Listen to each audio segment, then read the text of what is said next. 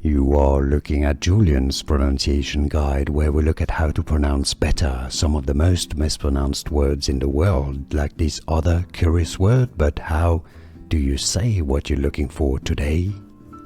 We are looking at how to pronounce this word and more confusing vocabulary. Stay tuned to the channel to learn more.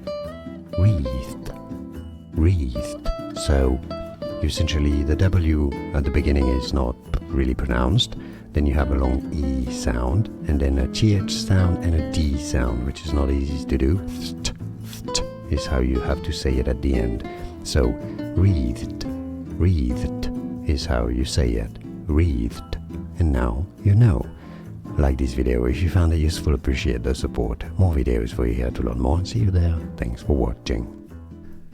Here are more videos on how to pronounce more confusing words and names too many mispronounced. Like this video if you found it useful, appreciate your support. I'll see you soon and thanks for watching.